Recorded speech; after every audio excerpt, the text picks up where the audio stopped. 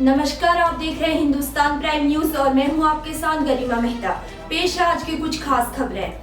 मध्य प्रदेश के छिंदवाड़ा जिले के आदिवासी बाहुल्य क्षेत्र के ग्राम बोतल कछार में एक आदिवासी परिवार के 8 लोगों की सामूहिक हत्या कर दी गई। आरोपी ने हत्या के बाद फांसी लगाकर खुदकुशी कर ली। मरने वालों में आरोपी की पत्नी और परिवार के सदस्य शामिल हैं। आरोपी ने भाई के एक बच्चे पर भी हमला किया, लेकिन वह बचकर भाग गया और पुलिस को सूचना दी।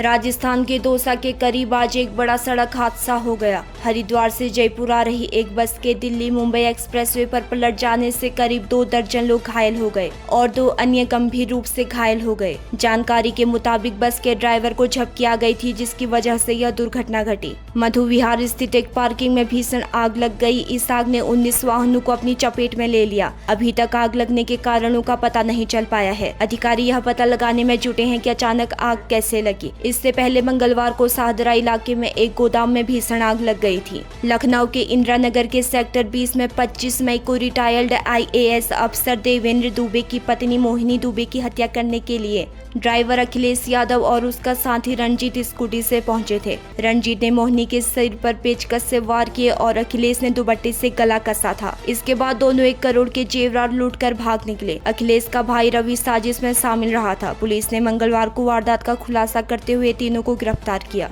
1 जून को 7वें चरण के चुनाव से पहले प्रधानमंत्री नरेंद्र मोदी आज पश्चिम बंगाल के मथुरापुर में सुबह 11 बजे से रैली को संबोधित करेंगे। इसके बाद प्रधानमंत्री ओडिशा रवाना हो जाएंगे। पीएम मोदी ओडिशा के मयूरभंज में दोपहर 1 बजे से मयूरभंज में चुनावी रैली होगी। इसके बाद बालासोर में 2:30 बजे से चुनावी जनसभा होगी। ओडिशा के केंद्रपाड़ा में 4:30 बजे से भाजपा की रैली होगी। महाराष्ट्र के पालघर यार्ड में एक मालगाड़ी के 6 डिब्बे पटरी से उतर गई, जिसके कारण गुजरात से मुंबई आने वाली ट्रेनों के साथ साथ यहाँ स्थानीय रेल नेटवर्क का यातायात बाधित हो गया। इस घटना की जानकारी पश्चिमी रेलवे ने मंगलवार को दी। पश्चिम रेलवे के मुंबई डिवीजन के मंडल रेल प्रबंधक ने कहा कि 28 मई 2024 को सभी डाउन ट्रेनें रद्द कर दी गई थी। विशेष न्यायाधीश अपर जिला जज अर्चना सागर की अदालत ने 6 साल की बच्ची के साथ दुष्कर्म करने के आरोपित को दोषी करार करते हुए आजीवन कारावास की सजा सुनाई। इसके अलावा दोषी पर 20,000 रुपये जुर्माना भी लगाया है। जुर्माना अदा न करने पर 1 महीने की अतिरिक्त सजा भुगतनी होगी। देहरादून में यह पहला मामला है।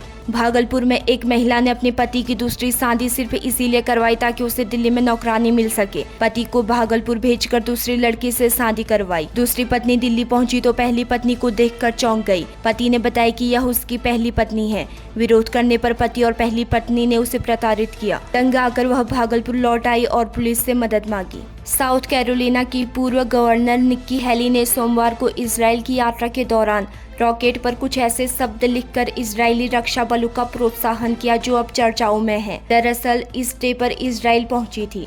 यहाँ उन्होंने रॉकेट पर फिनिश देम यानी उन्हें खत्म कर दो लिखकर हस्ताक्षर किए।